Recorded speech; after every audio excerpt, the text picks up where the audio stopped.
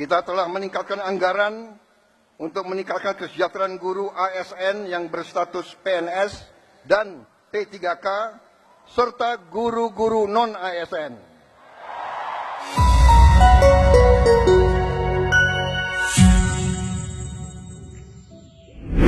Ada beberapa program yang dicanangkan Presiden Prabowo Subianto untuk rakyat yang diimplementasikan pada tahun 2025. Program-program Presiden ke-8 Indonesia tersebut dianggap membawa angin segar, terobosan baru, dan brilian ketimbang presiden sebelumnya. Prabowo memang dipandang sudah selesai dengan dirinya, karena itu wajar jika ia mempersembahkan yang terbaik untuk bangsa di sisa hidupnya. Nah, berikut ini 5 kado Prabowo untuk masyarakat Indonesia 2025.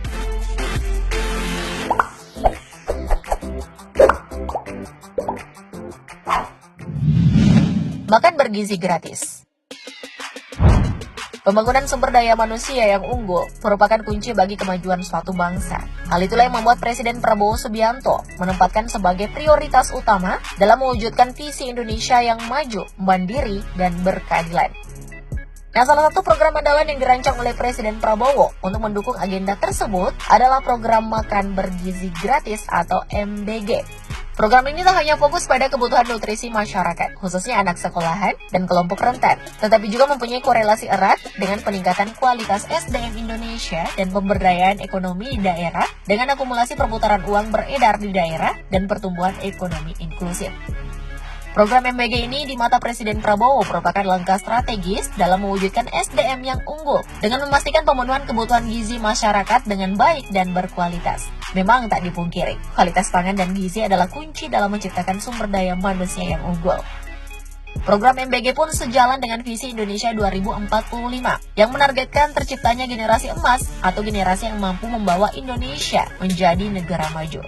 Indonesia memang diproyeksikan bakal mempunyai populasi muda yang besar pada tahun 2045.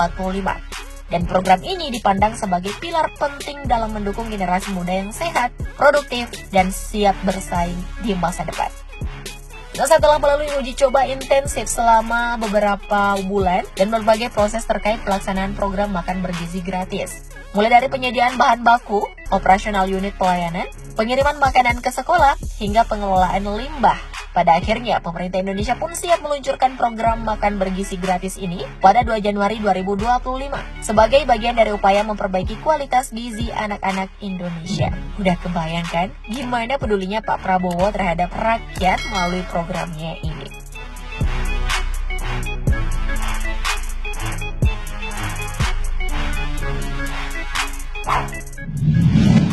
Gaji guru. Program dari Presiden Prabowo soal gaji guru juga sangat disambut meriah oleh guru-guru di tanah air. Nah, pemerintah telah mengumumkan kenaikan gaji guru, aparatur sipil negara ASN dan non-ASN yang dimulai pada tahun 2025 ini. Hal tersebut disampaikan sendiri oleh Presiden Prabowo di puncak Hari Guru Nasional 2024 di Jakarta International Velodrome, Rawamangun, Jakarta Timur, Kamis 28 November 2024 lalu. Kenaikan gaji guru tersebut berupa tunjangan dana kesejahteraan yang tentu saja bertujuan untuk meningkatkan kesejahteraan guru ASN dan non-ASN. Nah, kenaikan gaji guru adalah sebesar 1 kali gaji untuk guru ASN dan 2 juta rupiah untuk guru non-ASN yang sudah mengikuti sertifikasi atau pendidikan profesi guru atau PPG. Hanya itu, pemerintah pun menyiapkan anggaran kesejahteraan guru ASN dan non-ASN yang bakal dialokasikan untuk kegiatan sertifikasi bagi para guru di seluruh daerah. Pemerintah juga akan meningkatkan kompetensi guru dengan memberikan bantuan melanjutkan studi ke jenjang diploma 4 atau D4 atau strata 1 atau S1 secara bertahap. Dihimbau pula kepada guru yang belum tersertifikasi untuk segera mengikuti pendidikan profesi guru atau PPG agar mendapat sertifikasi dan bisa ikut dinaikkan penghasilannya. Tahun 2025 ini anggaran untuk kesejahteraan guru ASN dan non-ASN memang naik sekitar 16,7 triliun menjadi 81,6 triliun rupiah. Semoga anggaran tersebut benar-benar bermanfaat untuk guru dan bisa melaksanakan perannya mendidik siswa secara maksimal.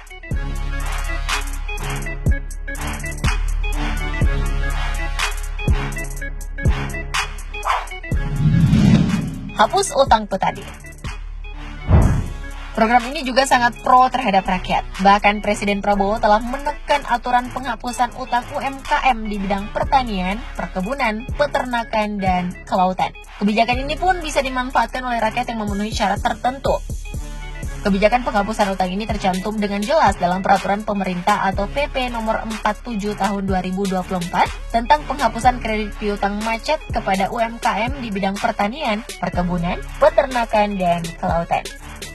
Menteri Usaha Mikro Kecil dan Menengah, Maman Abdurrahman, menegaskan bahwa kebijakan ini hanya bakal menyasar kepada golongan masyarakat yang memenuhi syarat dan kualifikasi tertentu, yakni pertama, masyarakat yang terdampak bencana, dan kedua, penghapusan utang bakal diberikan kepada para pelaku UMKM yang bergerak di sektor pertanian dan perikanan, yang notabene sudah tak memiliki kemampuan bayar, serta sudah jatuh tempo. Maman juga menekankan, semua pelaku UMKM mendapatkan keringanan tersebut. Pemerintah hanya menghapuskan utang dari pihak-pihak yang sudah betul-betul tak tertolong lagi. Secara keseluruhan, diperkirakan ada 1 juta pihak yang bakal dihapuskan utangnya. Untuk besaran utang yang dihapuskan ditetapkan maksimal 500 juta rupiah untuk usaha dan 300 juta rupiah untuk perorangan. Harapannya, UMKM yang terdampak dalam penghapusan bisa mengajukan pinjaman kembali. Lalu diperkirakan penghapusan utang ini mencapai 10 triliun rupiah. Namun pemerintah menekankan, dana ini tak melalui APBN, tetapi langsung dengan penghapusan buku piutang di perbankan. Sungguh terobosan yang luar biasa ya dari Pak Prabowo.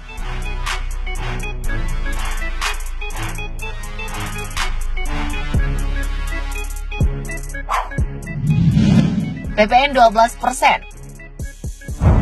Kebijakan ini terdengar makin menyulitkan rakyat sebab pemerintah telah mengumumkan bahwa tarif pajak pertambahan nilai atau PPN dari 11% naik menjadi 12% mulai 1 Januari 2025. Namun kecuali sembako ya guys, hal tersebut tertuang dalam Undang-Undang Nomor 7 Tahun 2024 tentang harmonisasi peraturan perpajakan. Kebijakan ini telah diumumkan oleh Menteri Koordinator Bidang Perekonomian Airlangga Hartarto bersama Menteri Keuangan Sri Mulyani, juga Menteri di Kabinet Merah Putih lainnya pada konferensi pers paket stimulus ekonomi di Gedung Kemenko Perekonomian Jakarta Pusat Senin 16 Desember 2024 lalu. Airlangga menegaskan tarif PPN 12% tak berlaku untuk barang-barang yang dibutuhkan oleh warga atau bahan kebutuhan pokok penting. Bahan pokok ini justru diberikan fasilitas bebas dari PPN, diantaranya beras, sayur, susu, daging, ikan, telur, gula konsumsi, jasa pendidikan, kesehatan, angkutan umum, tenaga kerja, jasa keuangan, jasa asuransi, vaksin polio, hingga pemakaian air. Nah, guna mengantisipasi dampak kenaikan PPN tersebut, pemerintah juga memberlakukan sejumlah paket stimulus ekonomi untuk menjaga kesejahteraan masyarakat. Jadi terjadi keseimbangan lah ya. Nah, kenaikan PPN sebesar 12% ini nih guys, hanya menyasar kepada barang mewah yang umumnya dikonsumsi oleh kelompok penduduk terkaya atau masyarakat berpengeluaran menengah ke atas. Daftar barang dan jasa kategori barang mewah yang dikenai PPN 12% yakni 1. Beras premium, 2. Buah-buahan premium, 3. Daging premium seperti Wagyu dan Kobe, 4. Ikan premium seperti salmon dan tuna premium, 5. Udang dan krustasiye premium seperti king crab, 6. Jasa pendidikan premium seperti layanan pendidikan mahal dan berstandar internasional, 7. Jasa pelayanan kesehatan medis premium atau VIP, 8. Listrik pelanggan rumah tangga dengan daya 3.500 hingga 6.600 VA. Gimana nih menurutmu soal kenaikan PPN ini guys? Komen di bawah ya.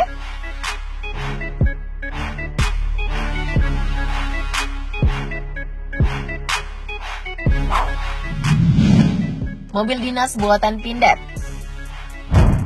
Kendaraan maung Garuda Limousine atau Pindad Maung MV3 produksi PT Pindad mencuri perhatian publik setelah Presiden Prabowo menjadikan kendaraan karya anak bangsa ini sebagai kendaraan kepresidenan usai agenda pelantikan Presiden pada Minggu 20 Oktober 2024 lalu.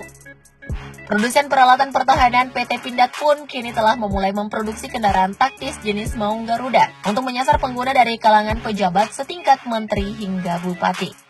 Hal ini atas perintah Presiden Prabowo yang menginginkan para pejabat di era pemerintahannya menggunakan produksi dalam negeri untuk meminimalisir pengeluaran dana untuk mobil dinas. Menteri Sekretaris Negara Prasetyo Hadi menyebut tahap awal produksi kendaraan dengan mayoritas pasokan komponen produksi dalam negeri ini terlebih dahulu telah dipersiapkan untuk pejabat setingkat menteri.